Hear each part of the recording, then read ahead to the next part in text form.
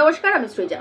কলকাতায় বাতিল করে দেওয়া হলো জাভেদ আখতারের অনুষ্ঠান। গত 31শে আগস্ট থেকে 3রা সেপ্টেম্বর পর্যন্ত কলকাতার উর্দু একাডেমিতে জাভেদ আখতারের যে অনুষ্ঠান ছিল, বিশেষ অতিথি হিসেবে ওনাকে আহ্বান জানানো হয়েছিল, সেটাকে বাতিল করা হয়েছে সরকারের পক্ষ থেকে, রাজ্য সরকারের পক্ষ থেকে। কারণ কি? কারণ কট্টরপন্থী ইসলামিক সংগঠন এই ক্ষেত্রে মানে জাভেদ আখতারের কলকাতায় এসে অনুষ্ঠান করার ক্ষেত্রে বাধা হয়ে দাঁড়িয়েছে। তাদের অভিযোগ যে জাভেদ আখতার সেকুলার উদারপন্থী, তাই তিনি এই উর্দু একাডেমিতে এসে অনুষ্ঠান করতে পারবেন না। আর এটার বিরুদ্ধে যারা সব থেকে বেশি সুর চড়িয়েছে তারা হলো যে এই যে বললাম কট্টরপন্থী ইসলামী সংগঠন। এই ঘটনা আপনারা এতদিনে সবাই জেনে গেছেন, নতুন করে আর বলার কিছু নেই। কিন্তু এই ঘটনার সঙ্গে যে ঘটনাটা একেবারে সরাসরি যুক্ত বলে মনে হয়, যেন দুটো ঘটনাকে পাশাপাশি রাখা যায়, সেটা হচ্ছে 2004 সালে একইভাবে তসলিমা নাসরিনকে কলকাতা ছাড়তে বাধ্য করা হয়েছিল এবং একইভাবে বাধ্য করেছিল কট্টরপন্থী ইসলামী সংগঠন। কিন্তু এই দুটো ঘটনার মধ্যে যোগসূত্র কি, মিল কোথায়? এই দুটো ঘটনার মধ্যে যোগসূত্র হচ্ছে যে দুটো ঘটনাই ঘটিয়েছিল কট্টরপন্থী ইসলামী সংগঠন। প্রথম ঘটনাটা মানে তসলিমা নাসরিনের ঘটনাটা ঘটিয়েছিল, বা তসলিমা নাসরিনের ক্ষেত্রে সব থেকে বেশি অভিযোগ যিনি তুলেছিলেন তার নাম ইদ্রিস আলী। আর এই জাভেদ আখতারের ক্ষেত্রে সব থেকে বেশি অভিযোগ যিনি তুলছেন, গলা তুলছেন, তার নাম সিদ্দিকুল্লাহ চৌধুরী। এই দুজনের মধ্যে মিল কোথায় বলুন তো? একদম ঠিক ধরেছেন, এরা দুজনেই তৃণমূল কংগ্রেসের নেতা। অর্থাৎ সেক্ষেত্রে তসলিমা নাসরিন এবং জাভেদ আখতারের যে ঘটনার যোগসূত্র, তার একটাই যোগসূত্র, সেটা হচ্ছে তৃণমূল কংগ্রেস। এটা তো মিল বললাম, কিন্তু এই তসলিমা নাসরিন আর জাভেদ আখতারের ঘটনায় অমিল কি কি আছে বলুন তো?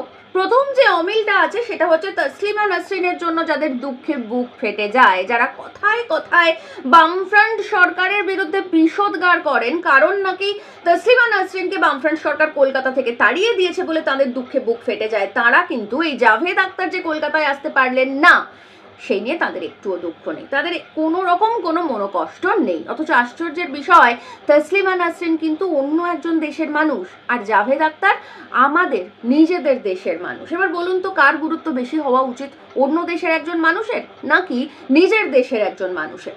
আচ্ছা, সেটা ছেড়েই দিলাম। তার থেকেও গুরুত্বপূর্ণ হচ্ছে যে এই যে তসলিমা নাসরিন কলকাতায় থাকতে পারলেন না বলে, বা কলকাতা থেকে ওনাকে চলে যেতে বাধ্য করা হলো বলে, যারা তৃণমূল কংগ্রেসের বিরুদ্ধে একটাও টু শব্দ না করে বামফ্রন্ট সরকারের বিরুদ্ধে বিষোদগার করেন, তারা এইটা বোধহয় জানেন না, বা বুঝতে চান না, বা ইচ্ছা করে জেনেও বলতে থাকেন, সেটা হচ্ছে যে তসলিমা নাসরিন অন্য একজন দেশের মানুষ, তাই অন্য কোনো রাষ্ট্রের মানুষ তিনি আর একটা রাষ্ট্রে এসে স্থায়ীভাবে বসবাস করতে পারবেন কিনা সেটা নির্ভর করে, বা সেই সিদ্ধান্তটা নির্ভর করে কেন্দ্রীয় স্বরাষ্ট্র মন্ত্রকের উপরে। কারণ এটা পররাষ্ট্র নীতির বিষয়, এটা রাজ্যের সরকার সিদ্ধান্ত নিতে পারে না। অর্থাৎ তসলিমা নাসরিনকে কেন্দ্র করে সেই সময় ইদ্রিস আলীদের যে অভিযোগ, যে আস্ফালন, এবং যেটার জন্য প্রায় দাঙ্গার পরিস্থিতি তৈরি হয়েছিল, আপনাদের নিশ্চয়ই মনে থাকবে, খুব বেশি দিন আগের তো ঘটনা নয়, পার্ক সার্কাস এরিয়াতে একেবারে প্রায় দাঙ্গার পরিস্থিতি তৈরি হয়ে গিয়েছিল এবং তৎকালীন পুলিশ কমিশনার প্রসূন মুখার্জি তিনি অত্যন্ত শক্ত হাতে সেই দাঙ্গার পরিস্থিতি মোকাবিলা করেছিলেন। এবং তারপরও কিন্তু বামফ্রন্ট সরকার তসলিমা নাসরিনকে একেবারে অক্ষত অবস্থায় সুস্থভাবে, যাতে তিনি দেশ ছাড়তে পারেন শক্ত সমর্থ সুস্থভাবে, তার জন্য ফ্লাইটে চাপিয়ে দিয়েছিলেন। মানে এতটা কোঅপারেট করেছিলেন তসলিমার সঙ্গে। আর এ দেশের মানুষ জাভেদ আখতার, তিনি চাইলে ভারতবর্ষের যে কোনো শহরে যেতে পারেন, যে কোনো শহরে শো করতে পারেন, যে কোনো শহরে গিয়ে বসবাস করতে পারেন, স্থায়ীভাবে বাসও করতে পারেন। সংবিধান স্বীকৃত এবং প্রশাসনিক অধিকার রয়েছে জাভেদ আখতারের, কিন্তু তারপরেও জাভেদ আখতারকে কলকাতায় পা রাখতে দেওয়ার মতন ক্ষমতা হলো না তৃণমূল কংগ্রেসের প্রশাসনের। আর এখানেই পার্থক্য বামফ্রন্টের সঙ্গে তৃণমূল কংগ্রেসের। কিন্তু আশ্চর্যের বিষয় যেটা বললাম, যে মানুষগুলো তসলিমার দুঃখে একেবারে হাবুডুবু খান, তারা কিন্তু এই জাভেদ আখতারের বিষয়ে একটাও কথা বলছেন না। মানুষের ব্যক্তি স্বাধীনতায় হস্তক্ষেপ করা, মানুষের ব্যক্তি সিদ্ধান্তে হস্তক্ষেপ করা, এটাই মৌলবাদের মূল লক্ষণ। আর এই মৌলবাদকে সব থেকে বেশি লালন পালন করে আরএসএস বা বিজেপি। তারা হিন্দুত্ববাদী মৌলবাদকে মাথায় তুলে নাচে, হিন্দুত্ববাদী মৌলবাদকে প্রশ্রয় দেয় এবং এই হিন্দুত্ববাদী মৌলবাদের উপরেই টিকে থাকে। আর এই মৌলবাদ কখনো একপাক্ষিক হয় না, এই মৌলবাদ সবসময় দ্বিপাক্ষিক।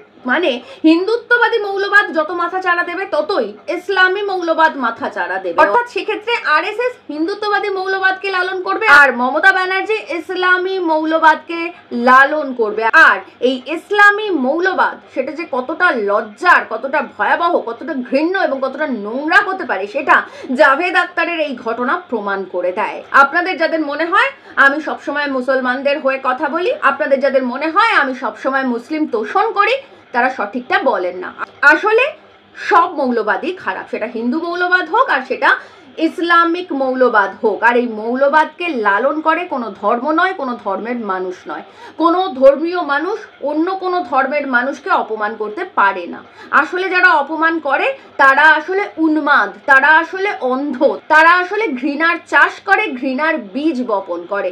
আর এই মানুষগুলো কোনো ধর্মেরই হতে পারে না। হিন্দুত্ববাদী মৌলবাদ যতটা খারাপ, ইসলামিক মৌলবাদ ঠিক ততটাই খারাপ। আর সেই কারণের জন্যই আমরা বলি যে মৌলবাদ নিপাত যাক। তবে এই যে আমাদের দাবি মৌলবাদ নিপাত যাক, সেটা কি করে যাবে? কারণ ভারতবর্ষ এই মুহূর্তে শাসন করছে বিজেপি বা আরএসএস। তারা হিন্দুত্ববাদী মৌলবাদকে লালন না করলে ক্ষমতায় টিকে থাকতে পারবে না। কারণ তাদের মূল উপজীব্য একমাত্র ঘৃণার রাজনীতি, আর তার যোগ্য সহযোগী হচ্ছে তৃণমূল কংগ্রেস। তাই কেন্দ্রে হিন্দুত্ববাদী মৌলবাদ যেটা আরএসএস লালন করে, ঠিক তার বিপরীত দিকটা মানে ইসলামিক মৌলবাদ, এটা মমতা ব্যানার্জি লালন করে এবং ঘৃণার চাষ করে। এবং এই দুই ঘৃণার মাঝখানে টিকে থাকে বিজেপি এবং তৃণমূল কংগ্রেস। আসলে তৃণমূল কংগ্রেস হচ্ছে আরএসএস এর ধারক এবং বাহক।